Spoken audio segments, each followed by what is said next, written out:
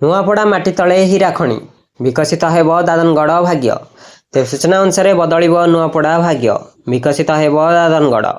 Nuapada block मोटानुपड़ा panchayat कलमी दादर गाँव में मिला हीरा खणीर संधान। गत 25 वर्ष तले ओडिशा छत्तीसगढ़ राज्य सीमांत नुआपड़ा जिला सदर महकुमा ठारू 15 किमी दूर में कलमी दादर गाँ कलमी टेंक पड़िया जमी हीरा खणी रही सूचना मिलता। एमतीक सही पहाड़ उपर व्यवसायी नजर पड़ा। पहाड़ एपटे ओडिशा और सेपटे छत्तीसगढ़ राज्यर व्यवसायी माने अनधिकार कब्जा करथिले। सेतिक बेले अंचलर लोके बेआईन भावे खनन करी किछि हीरा पाइथिबा अंचलवासी कहिसेंती। एबे भी पहाड़ उपरे अनेक खालखमा रहिछि।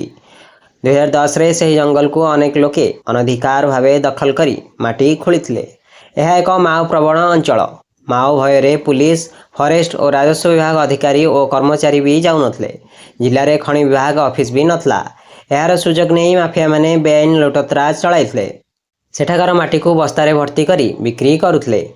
लोके से माटी को किणी नहीं पानी रे धोई हीरा संग्रह करुथले। नुआपड़ा जिला और छत्तीसगढ़ राज्यर व्यापारी माने सक्रिय थिले।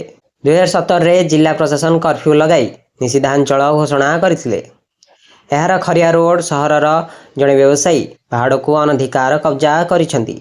विधानसभा रे राज्य सरकार का खनि मंत्री विभूति भूषण जेना कहिसेंती जे कलमी दादर गाँ जंगल रे हीरा पथर संधान मिली।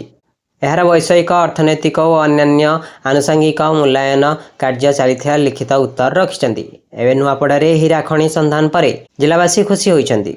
एठी हीरा खणी खनन हेब अंचलर लोकंक विकास हेब बोली भावना जाग्रत होइछि। आगको नुआपड़ार भाग्य बदलिब और मरुड़ी प्रपीड़ित अंचल तथा दादनगढ़ विकसित हेब बोली लोके आशा बांधिछंती। ब्यूरो रिपोर्ट नवीकरण टीवी।